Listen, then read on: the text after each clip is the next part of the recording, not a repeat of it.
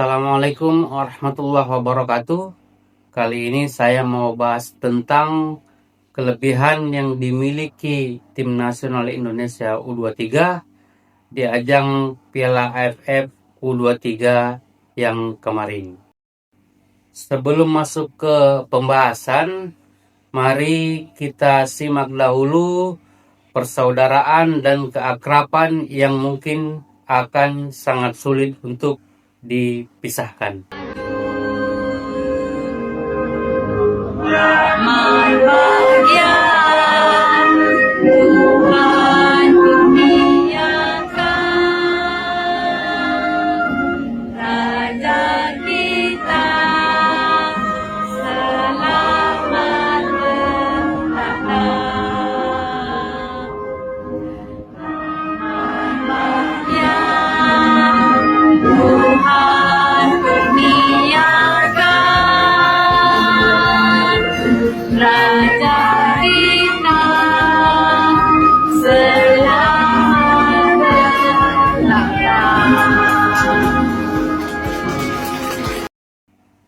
Seperti biasa, sebelum masuk ke pembahasan, saya selalu mengucapkan selamat kepada tim nasional badut, yaitu tim nasional Malaides, karena telah mampu menahan imbang tim nasional Indonesia U23. Dan itu seperti yang kita ketahui merupakan sebuah kebanggaan, merupakan sebuah prestasi bagi tim nasional Malaides U23. Meskipun sebenarnya tim nasional Malaides U23 bisa menahan imbang Indonesia U23 karena Indonesia tidak diperkuat oleh 7 pemain terbaiknya yang memang tidak dipanggil untuk memperkuat timnas Indonesia U23 pada Piala AFF U23 kali ini. Seperti yang kita ketahui bersama bahwa kekonyolan yang paling konyol dari pertandingan Indonesia U23 dengan Malaides U23 kemarin adalah di mana Malaides U23 memilih bermain bertahan padahal mereka wajib menang dengan selisih 2 gol. Nah, sebab itulah gelar Timnas Badut semakin kuat melekat pada tim nasional Malaides.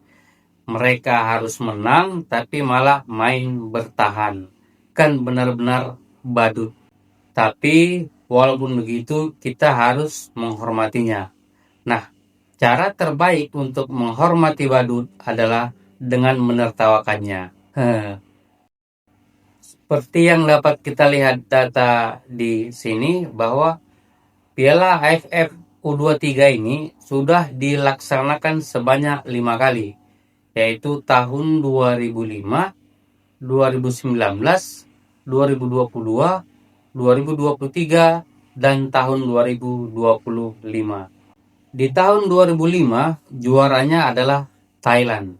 Jadi pertama kali juara AFF U23 ini adalah Thailand. Kemudian tahun 2019 juaranya adalah Indonesia dan runner up-nya Thailand. Kemudian tahun 2022, 2023, 2025 juaranya adalah Vietnam. Jadi Vietnam sudah hat-trick, sudah 3 kali berturut-turut menjadi juara AFF U23. Dan Indonesia itu 2 kali kalah dari Vietnam di final, yaitu tahun 2023 dan yang barusan tahun 2025. Nah, tim nasional badut di mana? Ternyata tidak ada. Jangankan menjadi juara atau menjadi runner up atau berada di final, mencapai juara ketiga saja tidak pernah. Nah, jadi semakin jelas bahwa mereka hanya pelengkap di Asia Tenggara ini. Malaides hanya pelengkap. Tidak pernah mereka menjuarai atau menjadi runner up atau bahkan jadi peringkat ketiga di Piala AFF U23. Tapi selalu saja mereka mengatakan bahwa mereka tim atau mereka negara yang besar di sepak bola ASEAN. Padahal kita tahu yang besar dari mereka hanya omongannya. Tidak ada yang besar bagi Malaides selain omongannya. Berbicara tentang kelebihan tim nasional Indonesia U23 pada ajang Piala AFF U23 kali ini adalah tentang kemampuan pemain-pemain muda Indonesia dalam menguasai pertandingan. Itu bisa dilihat dari ball possession dan bisa dilihat juga dari jumlah operan yang berhasil. Akurasi operan dan penguasaan bola ini tentunya sebenarnya adalah hal yang sangat baik untuk tim nasional muda kita ini. Karena ini merupakan dasar untuk bisa memenangkan pertandingan. Walaupun terkadang penguasaan bola tidak menjamin sebuah tim akan memenangkan pertandingan. Dan itu terbukti saat Indonesia melawan Vietnam di final AFF U23 yang lalu. Indonesia menguasai pertandingan namun tidak mampu mencetak gol. Nah, Vietnam penguasaan bolanya lebih rendah tapi beruntung bisa mencetak gol. Sebab itu mereka menjadi juara Piala AFF U23 tahun 2025. Ini statistik saat Indonesia mengalahkan Filipina dengan skor 1-0. Dapat kita lihat bahwa penguasaan bola 67% itu milik Indonesia. Dan akurasi operan itu sebanyak 87%. Maksudnya dari 582 operan itu 87%-nya tepat sasaran, tepat mengopernya. Tapi memang hasilnya Indonesia hanya mampu menang dengan skor 1-0. Dan itu merupakan hasil dari gol bunuh diri pemain timnas Filipina. Lalu ini statistik tim nasional Indonesia U23 saat melawan Malaides U23. Dapat kita lihat bahwa penguasaan bola Indonesia yaitu 69% dengan jumlah operan 500. Dan akurasi operan lebih baik daripada saat melawan Filipina. Kali ini akurasi operan pemain-pemain muda Indonesia mencapai 89%. Dan tentunya statistik pastinya menunjukkan sesungguhnya tim mana yang lebih baik. Lalu ini statistik tim nasional Indonesia U23 saat melawan Thailand U23. Di sini juga dapat kita lihat bahwa Indonesia sangat menguasai pertandingan. Penguasaan bolanya bahkan lebih tinggi daripada melawan Filipina ataupun Malaysia. Justru saat melawan Thailand, Indonesia menguasai pertandingan sebanyak 71% berbanding 29% milik Thailand. Dan lagi-lagi jumlah operan lebih banyak yaitu 770 operan dengan akurasi 88%. Di sini dapat kita lihat bahwa Indonesia U23 sangat menguasai pertandingan. Bayangkan, ini tim sekelas tim nasional Thailand, di mana mereka Thailand ini terkenal dengan permainan sepak bola yang terorganisir dengan baik. Timnas Thailand, seperti yang kita ketahui, adalah tim nasional yang paling sangat sulit untuk dikalahkan karena mereka bermain sangat-sangat baik. Tapi kali ini Thailand memilih bertahan karena memang pastinya mereka merasa bahwa Indonesia terlalu kuat untuk diladeni bermain terbuka. Dan itu berpeluang untuk membuat Thailand kebobolan banyak gol.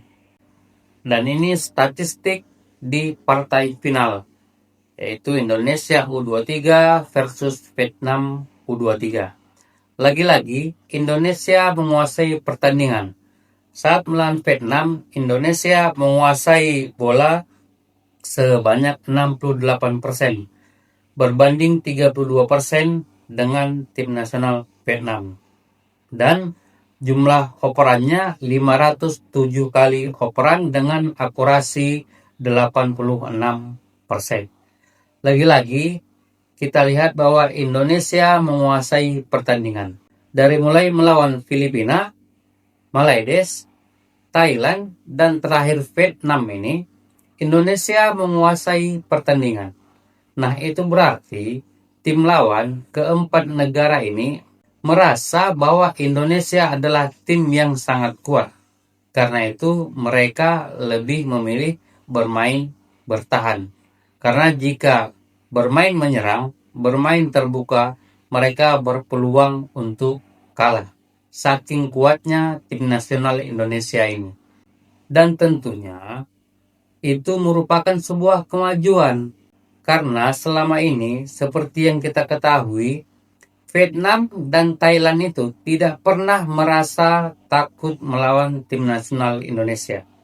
Tapi dengan mereka bermain bertahan, dengan mereka lebih memilih menunggu, itu sudah menunjukkan bahwa Indonesia sebenarnya kuat. Dan strategi terbaik untuk melawan Indonesia adalah dengan bertahan dan mencoba menyerang balik. Dan dari keempat tim ini, yang mampu melakukannya hanya Vietnam, yaitu di pertandingan final. Sedangkan Thailand mampu melakukannya, tapi juga mampu dibalas oleh Indonesia. Sehingga pertandingan harus dilanjutkan ke babak tambahan waktu dan akhirnya ditentukan dengan penalti.